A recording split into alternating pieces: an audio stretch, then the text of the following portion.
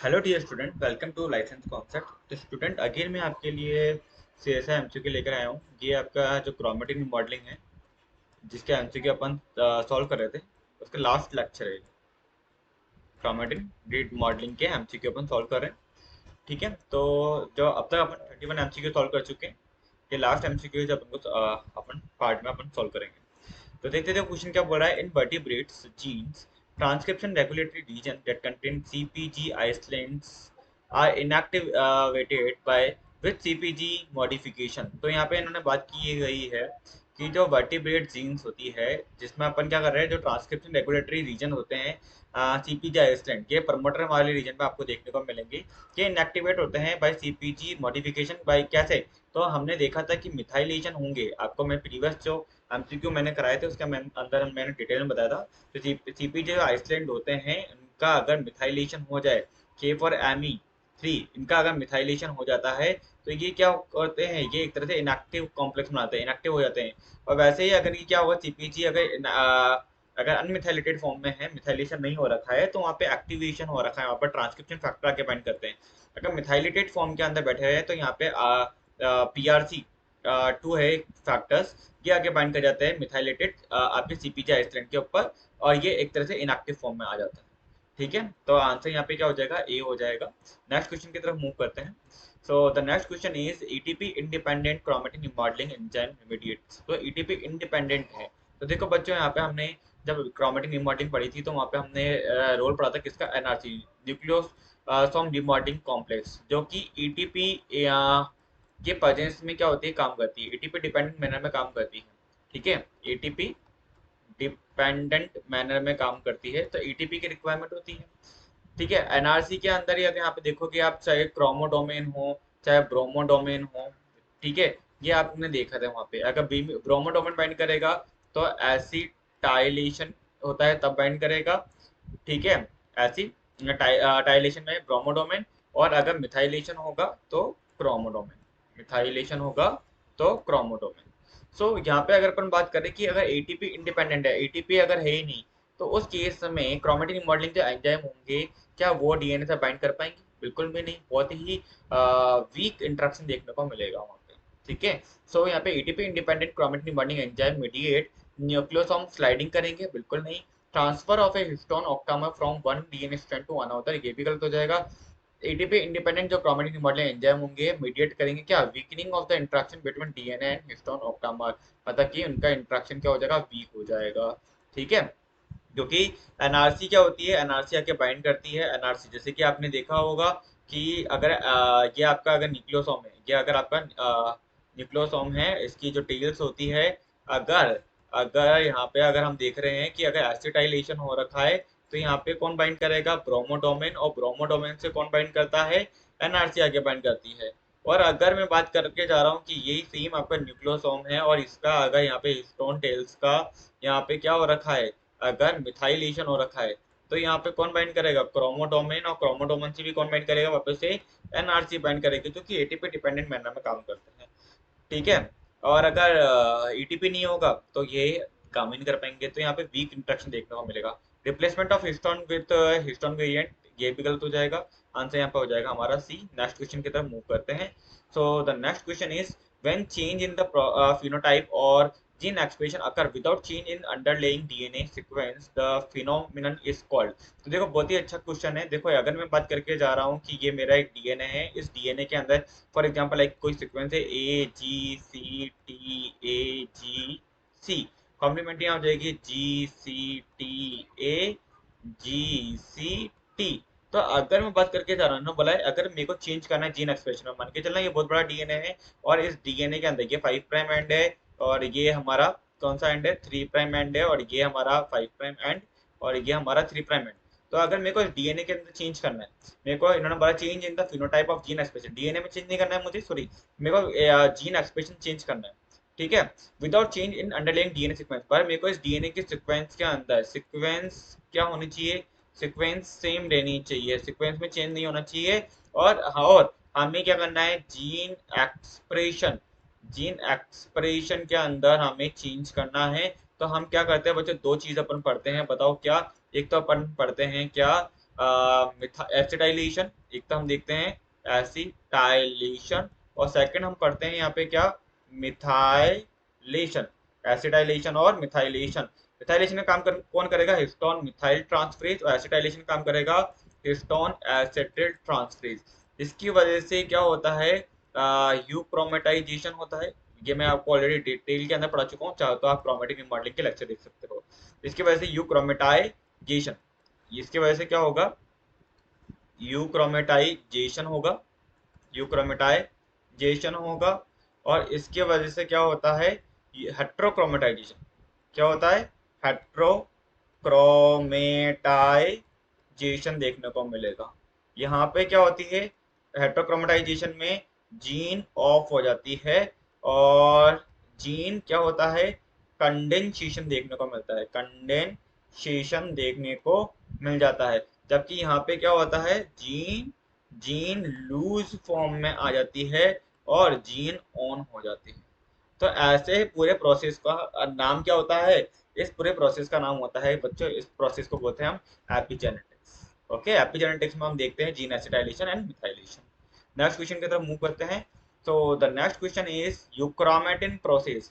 देखो बच्चों, यहाँ बात की जा रही है किसकी, यहाँ बात की जा रही है यूक्रोमेटिन प्रोसेस की। तो यूक्रोमेटिन जो प्रोसेस होता है तो क्या होता है, देखो यूक्रोमेटिन के अंदर क्या होता है, स्पेसिफिक सीक्वेंस देखने को मिलती है। क्या देखने को मिलती है, स्पेसिफिक सीक्वेंस, सीक्वेंस या मैं बोलूं यूनिक, यूनिक सीक्वेंस देखने को मिलेगी। यूनिक क्या देखने को मिलेगी, यूनिक सीक्वेंस देखने को मिलेगी। अब यूनिक सीक्वेंस क्या होती है, फॉर एग्जांपल लाइक देखो ATGCTAGCAT, ये यूनिक है। पर अगर मैं बोलूँ कि देखो AT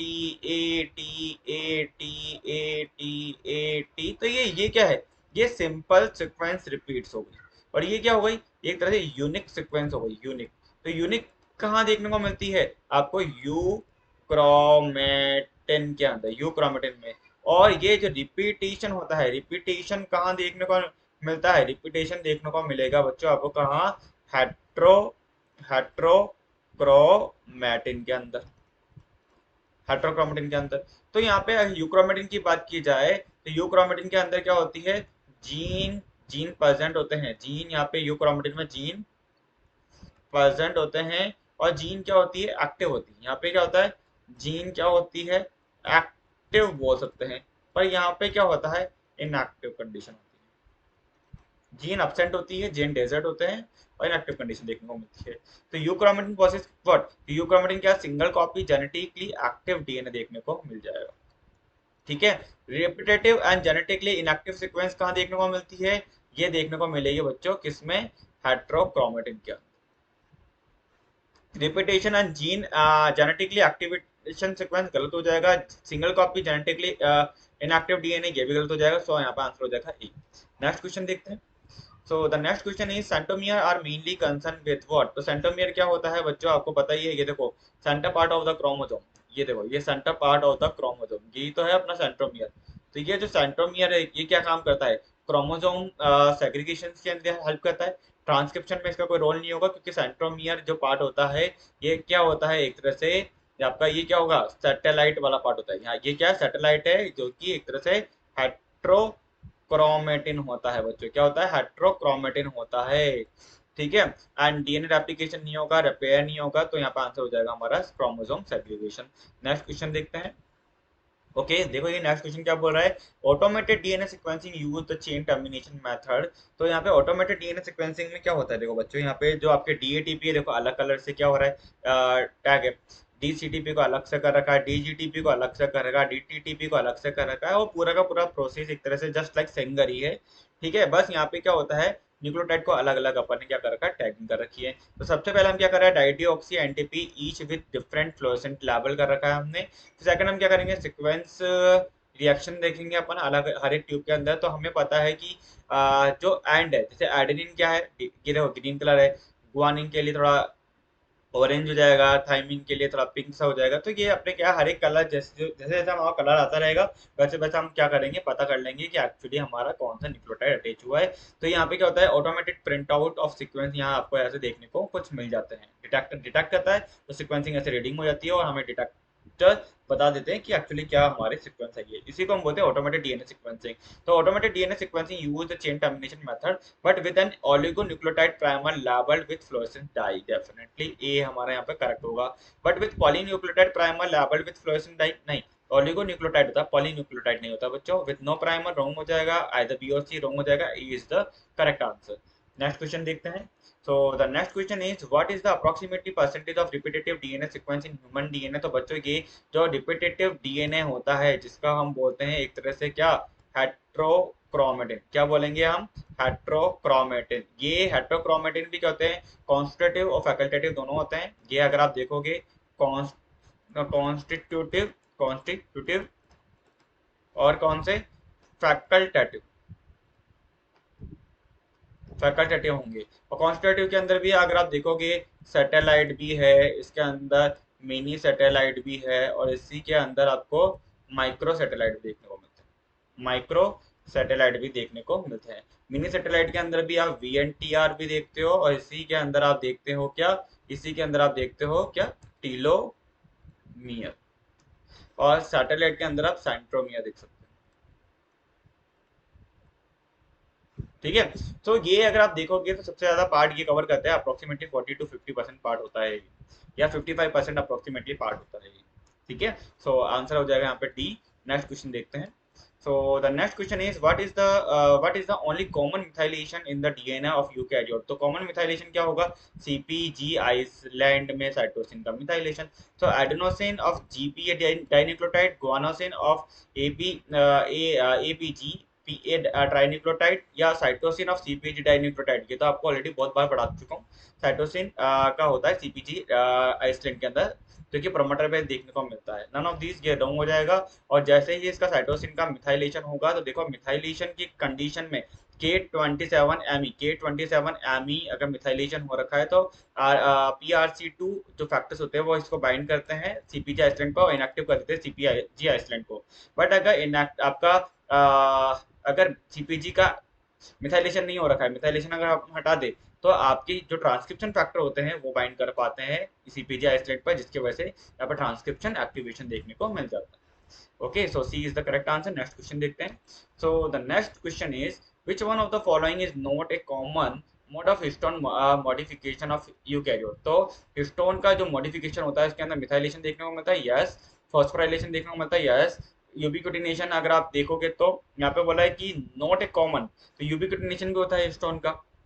ठीक है, लाइक आप देखोगे H3K9 मिथाइलेशन देखने को मिलेगा, H3K9 एसिटाइलेशन देखने को मिलेगा, H3S28 फॉस्फोराइलेशन देखने को मिलेगा। ऐसे ही हिस्टोन का यूबिक्विटिनेशन देखने को मिलता है, पर सल्फोनेशन देखने को नहीं मिलता है किसका, हिस्टोन का। ठीक है, तो which of the following is not a common mode of histone modification in eukaryotes, so sulphonation हो जाएगा। ओके, नेक्स्ट क्वेश्चन की तरफ मूव करते हैं। तो the next question is in which of the following chromosome compaction is absent? तो chromosome compaction कहाँ देखने को नहीं मिलता? देखो ये तो नॉलेज बेस्ड क्वेश्चन है, डीबीटी जेआरएफ के क्वेश्चन होते हैं, डायरेक्ट ऐसे क्वेश्चन डीबीटी जेआरएफ और गेट के अंदर पूछे जाते हैं ये ऐसे क्वेश्चन। तो देखो which of the following chromosome compaction is absent, तो कहाँ देखने को नहीं मिलता है? ये सैल्यूमोनास फ्लैवी जीना के अंदर देखने को नहीं मिलेगा। ठीक है, नेक्स्ट क्वेश्चन देखते हैं अपन। So the next question is in an experiment you perform the following you attach a flag epitope to HDAC। मतलब कि आपके पास में क्या है, HDAC है, और आपने इसमें क्या कर रखा है, एक तरह से टैग कर रखा है flag epitope, flag epitope. Okay, and you over express a mutated MAD1 protein within the experimental cell. तो एक सेल है, इस सेल के अंदर बच्चों आपने क्या कर रखा है, एक आप यहाँ पे कोई जीन है, इस जीन का नाम बताओ क्या है। यहाँ पे जीन है हमारी मैड मैड वन प्रोजीन, मैड 1 प्रोजीन है यहाँ पे, और इसका आप क्या कर रहे हो, ट्रांसक्रिप्शन करवा रहे हो, ओवर एक्सप्रेशन करवा रहे हो, और प्रोटीन ट्रांसलेशन करके बहुत सारी प्रोटीन्स बना रहे हो, बहुत सारी प्रोटीन्स बना रहे हो, बहुत सारी। चलो, ठीक है।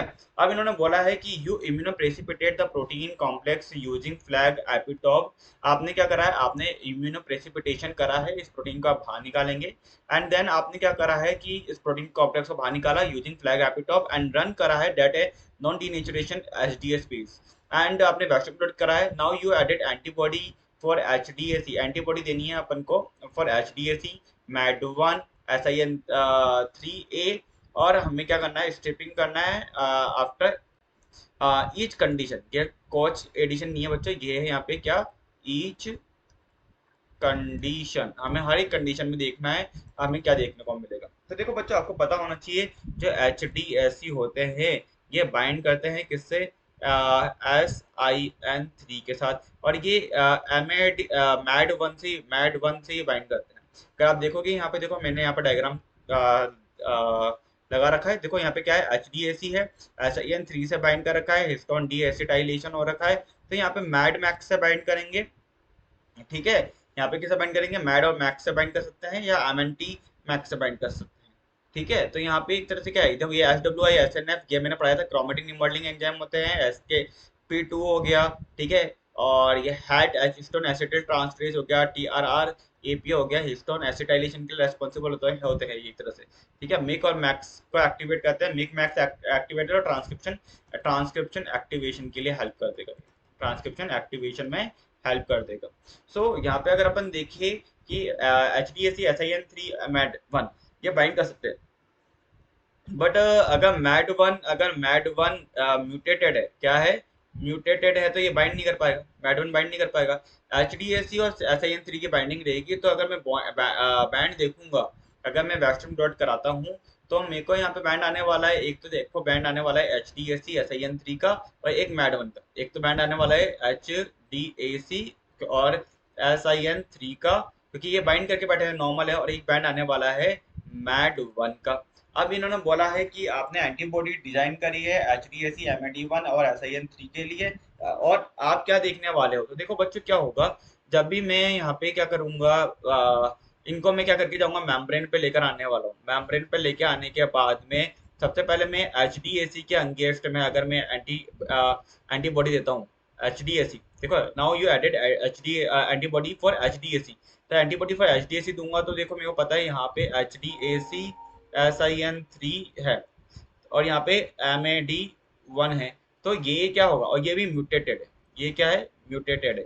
तो एक कंडीशन ऐसे आएगी, अगर मैं HDAC देता हूँ तो भी मुझे बैंड कहाँ से आने वाले, अगर HDAC देता हूँ तो भी मुझे यहाँ से बैंड आने वाले।